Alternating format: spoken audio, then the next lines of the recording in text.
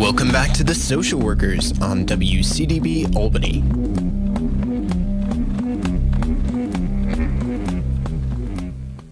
If you've just tuned in, you're listening to WCDB Albany, and this is the Social Workers live radio talk show. My name is Eric Hardiman, and I'm here with my co-host, Alyssa Lotmore. Welcome back, Alyssa. Hey, Eric. For our 20-second break, I'm glad to be back and still here. That's right. We just concluded about a 30-minute interview with Dr. Mary McCarthy from the School of Social Welfare here at the University of Albany, talking about voting and its relationship to social work, its relationship to undergraduate education, its role and importance in civic society right now. And so we have another guest for the next half hour, and I'll let Alyssa do the introduction here. So we have Joe Bonilla. He's the managing partner, senior media director, and co-founder of the PR and communications firm Relentless Awareness. Recognized as a leading communications professional in the Northeast, major brands, companies, organizations, and public figures rely on Joe's counsel and insight in moving their message forward with impressive results.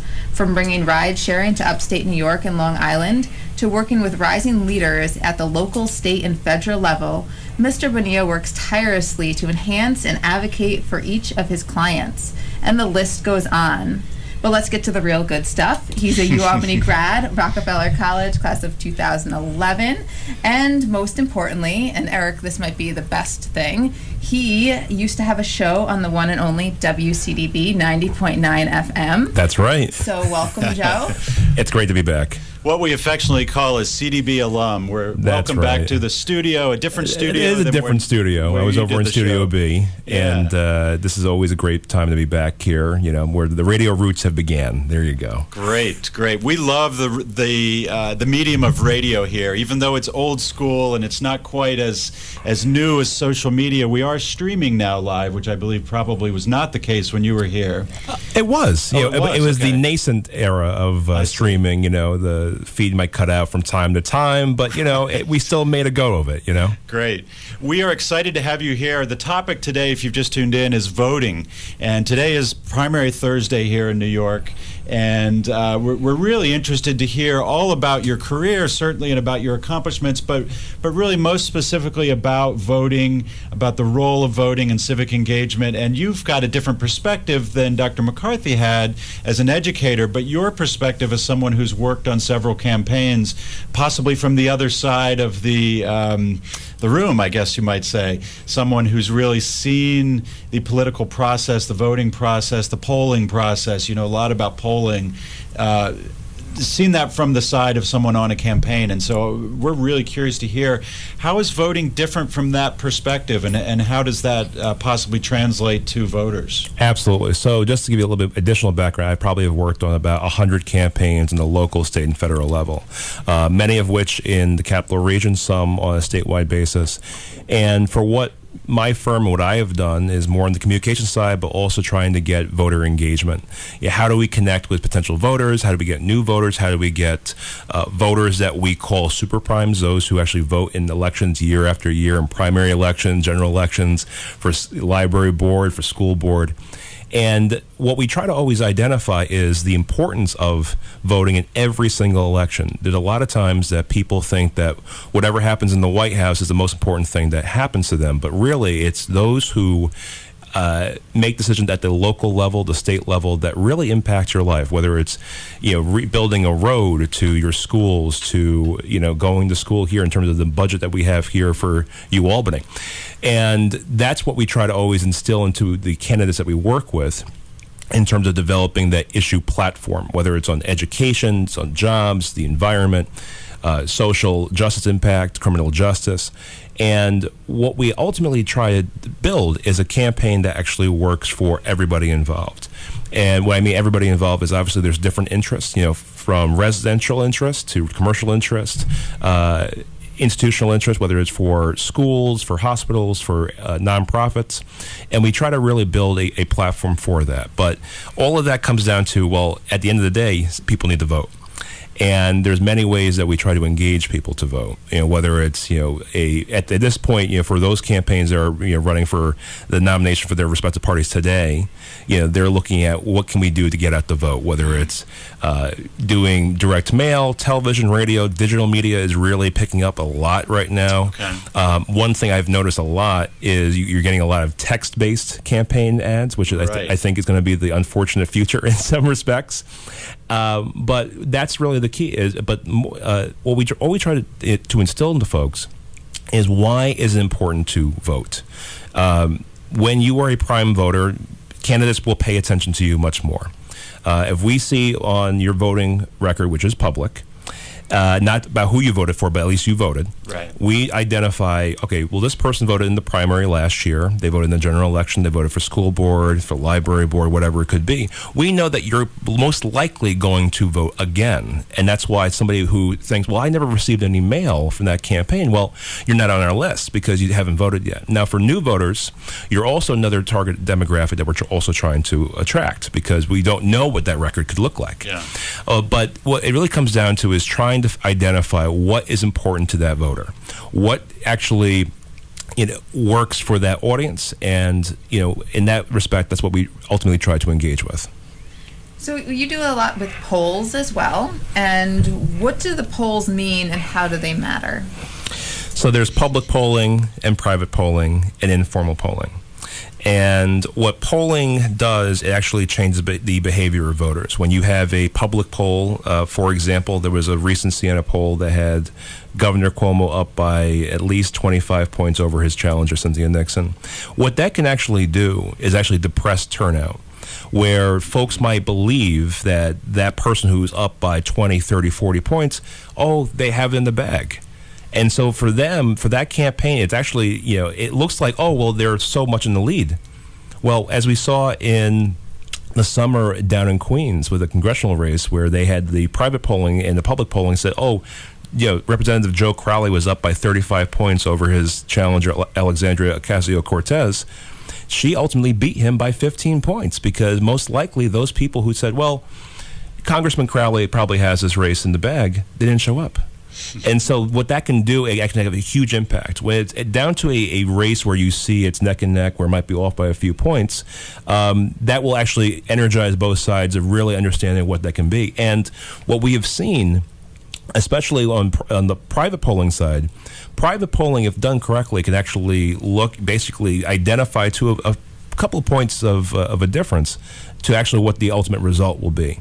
We had a candidate who was running locally here, and what we were finding out in the field from campaigning, doing door-to-door, and what our polling was going to show is that the race was 50-50. Okay. And what the actual primary day result was 50-50 with a difference of a few points out of 10,000 votes cast. The other part of that is obviously every vote counts. For that particular candidate, we were hoping out of 10,000 votes, it was off by 38 votes. And when you think about 38 people that could have voted for you. Right. And so that's the most ultimately frustrating thing with that. But polling is incredibly important. What we're finding now, especially with these huge upsets, is that polling is inherently, it needs to actually have that 2.0 phase because polling companies still utilize landlines for the most part. And what we're finding is that most people, I don't have a landline at home, I have a landline in my office, but most people who actually would be the ones that you might want are not going to be able to be connected by. So is that why I've never polled? I don't have that is actually a big reason why you're not polled. You could be polled by a private polling company. We could poll you because, what we find is that as part of that voter file is that your phone number is in there, whether it's a cell phone number, it's a landline number. So the private polling usually is a little bit better than the public polling. But nonetheless, polling is in for a reckoning. As we've seen the last couple of years, it's something that it desperately needs some change. And what's your sense of the public perception of polling and confidence in polling? My sense is that in the last, let's say, 4 to 5 years, there's been possibly a decrease in confidence, public confidence around polling because depending on who's conducted the polls, one might say something is fake news, quote unquote, or one might question the validity of a poll because it comes from an institution of higher ed versus a private organization. Do you have thoughts on how we might increase public perceptions and confidence? Sure. So the confidence level in terms of public polling is absolutely has gone down, and even for those who are aggregation polling sources such as 538, the public confidence level has gone into the toilet at that point. But what needs to happen is that there has to be as you've seen in terms of validating different sources, and what it really comes down to is understanding what is actually important to look at in terms of a poll. Are they polling registered voters? Are they polling likely voters, likely Democratic voters, likely Republican voters, likely independent voters? What is the overall validity of that poll when you cross-check that against the actual results from that campaign? So those sources are out there, and there are a few websites that actually do that. Real Clear Politics actually will show you the polling validity of that. And so you have some institutions, locally, and at least in the Hudson Valley, you have Siena College, you have Marist will do polling, and actually Siena College, actually on a national basis, actually is one of the top regarded polling organizations. And so when you look at that, and you look obviously with this last week with the polls that have been taken in terms of the election for governor, lieutenant governor, attorney general, given that they have a high confidence level in terms of the validity of that poll, very much their poll is probably not too far from the truth that we'll see later today. Great. And you talked a little bit about mailers going out and different things, and I get a lot of my news for elections and candidates from social media. So I'm curious as to how the role of social media has changed and what the impact is when candidates are using different types of social media to reach particular audiences. Because I get a ton of those flyers, and I'll admit I don't really look at them in the mail. I look at the social media pages. So just to touch on direct mail for a moment.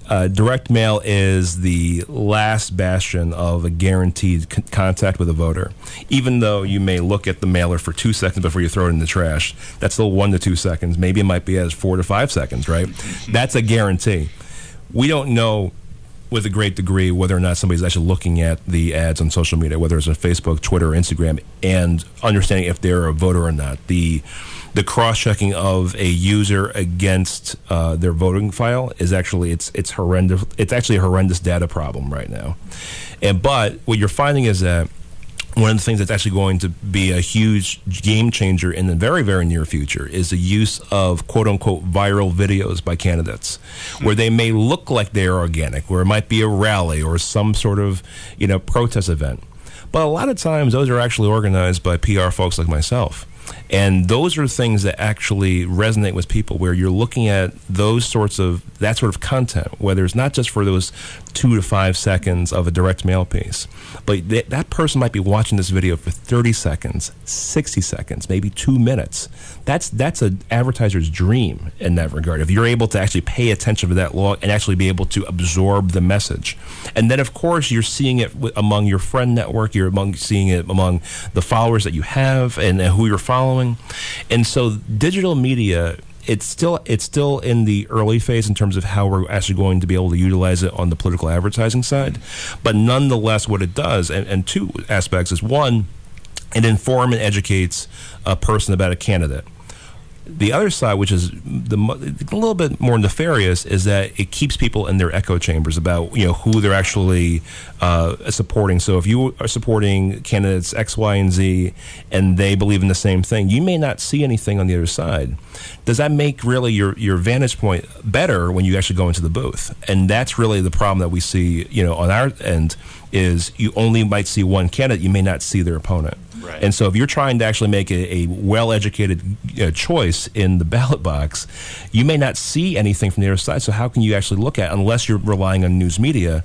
And unfortunately, especially for the lower races, community papers, local papers are seeing layoff after layoff after layoff. So in terms of getting real unbiased information, it's getting tougher and tougher for voters to actually get that information.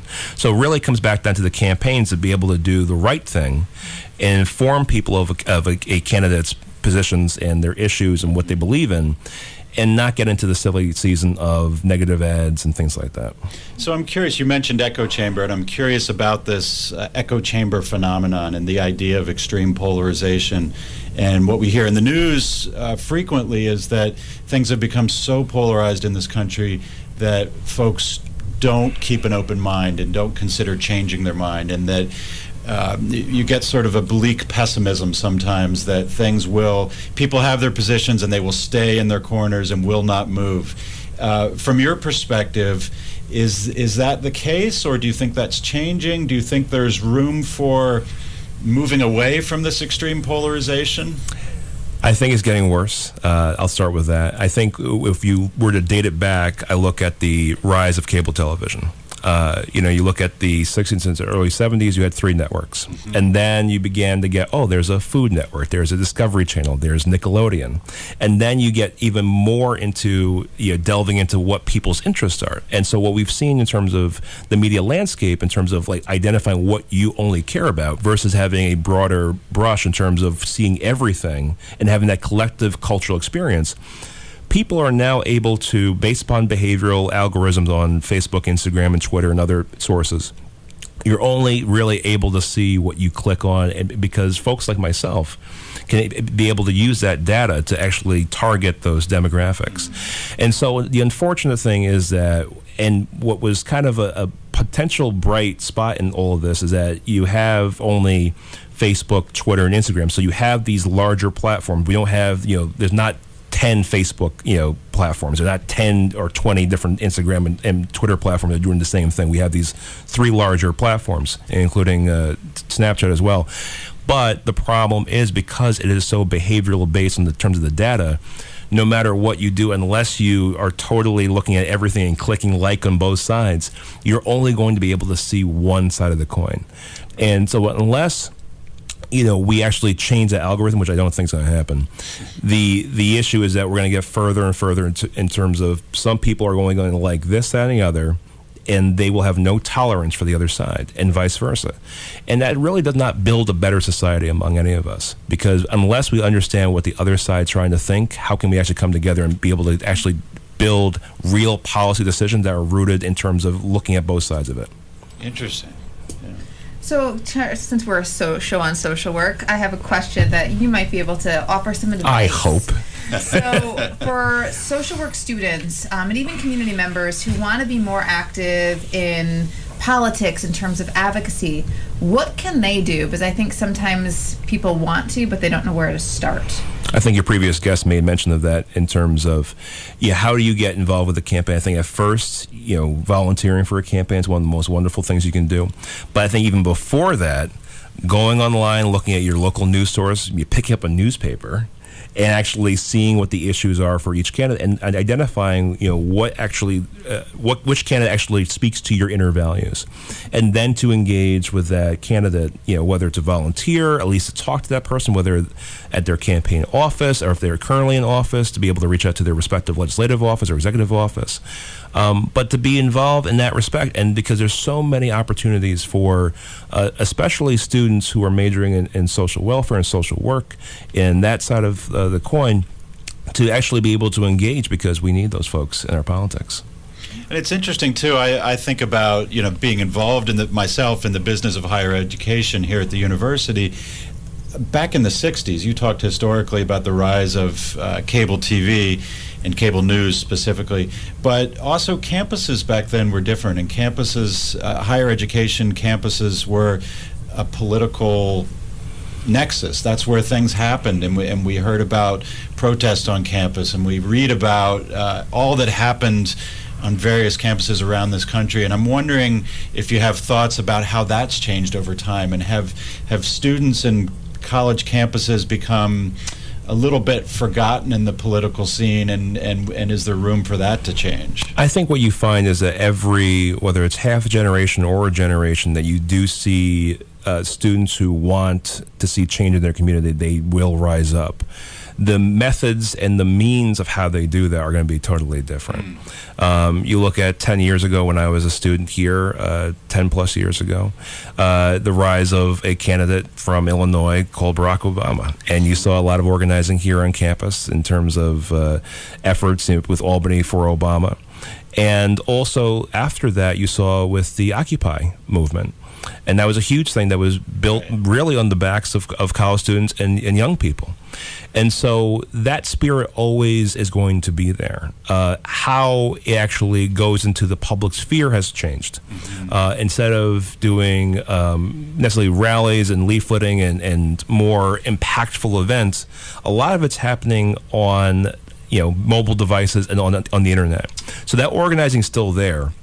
And in terms of what they actually care about, what you're finding is that they're now realizing, young people, and whether they're college students or high school students, they're realizing their full potential, that you have to be able to really break through and keep at it. The number one thing we always tell for folks who want to get into advertising and PR is keep that message retention and keep it going. And what we've seen, especially in light of a number of incidents that have taken place in terms of gun violence, is that you've had a lot of push by college students and high school students on the issue.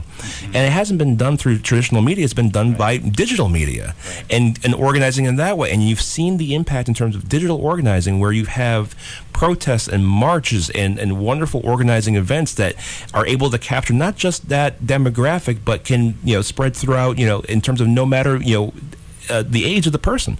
And so in terms of really being that nexus for everything, I think everything still starts here. I think everything's still the beginning of the spirit of change happens on college campuses. But, that's really what the difference is, that the method and the ultimate platform has changed. Fascinating. Now, there's an election today. It's primary day. It's not a presidential, though. So why should people still care, I guess? People think sometimes the presidential ones are the ones that are most important. That's what's going to impact them. That's what we're excited for. But there is some important races happening today, and why should people still get out there and vote? So if you are a student here at the University of Albany, or you're a college student, and you receive TAP, you receive EOP, or even just go to a public higher educational institution, what happens in Albany makes a humongous impact upon your life. And that's what we're voting for today. That's who we're nominating today for governor, lieutenant governor, and attorney general.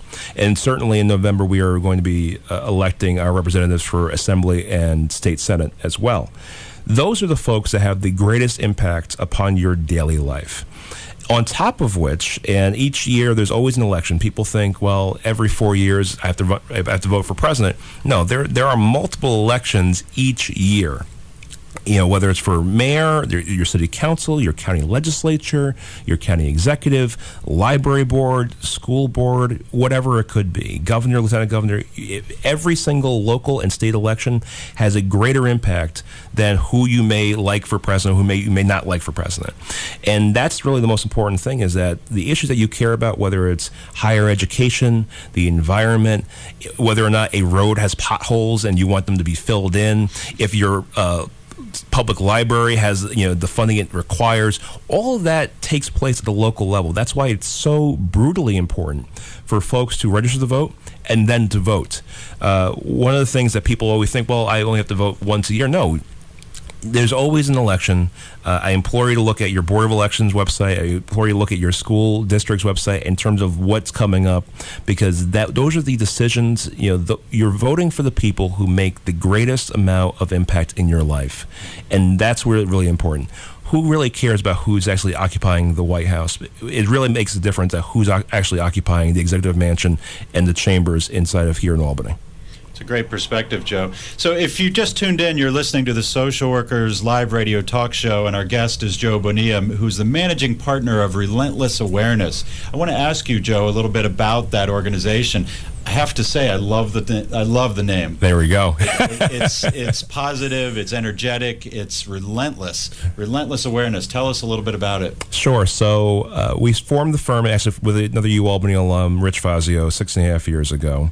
I had gotten my degree from Rockefeller College in public policy. I worked for another PR firm. It was not the PR firm for me. And ended up doing freelance work, working with candidates, working with small businesses, and you figure, well, if I'm already doing on the freelance side of things, why not just form the organization for this? So here with two guys, actually Rich actually has his degree in sociology. And so we formed this organization. We have $200 to our name.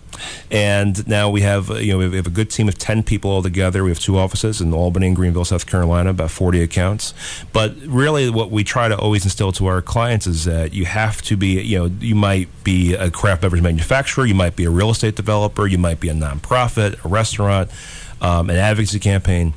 What is really ultimately in the public interest? And sometimes we have to be the conscience in the room and say, like, yes, you have a great business, you have a great organization, and you're affecting obviously your consumers and everything like that, but like, what else are you doing in your community? And whether it's in Albany, in Troy, in New York City, wherever it could be, we try to at least instill that mission for that. And we are always nonstop in our approach to achieve these goals.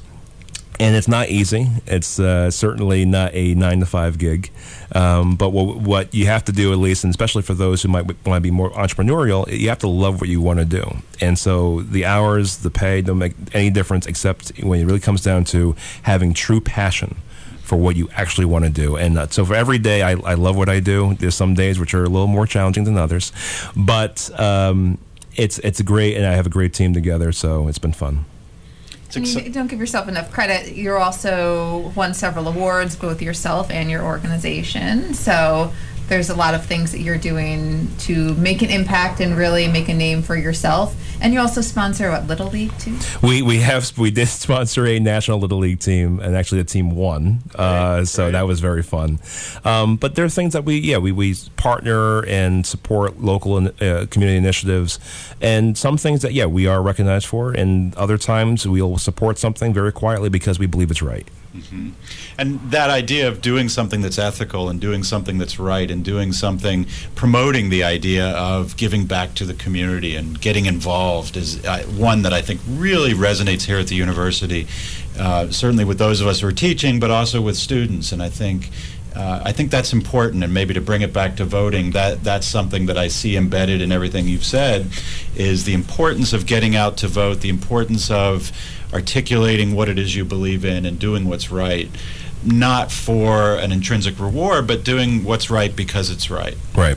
And the other part of it, too, is that if you're not voting, you're probably not also civically involved, or at least volunteering. So at least the first step you can ever do, if you want to begin to be civically involved, help a friend out. Volunteer for whatever cause that's close to your heart. And then it will all come magically together, because you will ultimately care about your community in that way.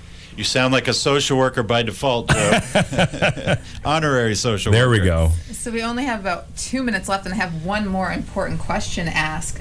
Tell us about your show on WCDB. Oh, boy. We want to hear. Okay, so we had myself and Jackie Cohen. Jackie actually hosts a radio show down in New York City right now, too. We had a show called Joe and Jackie in the Morning, and it always started off, we did news, talk, and fun. It was an hour. It was Monday through Thursday here at CDB. And it was fun, and I did the show every day. Jackie, she took a couple of days off, so I had to host the show by myself.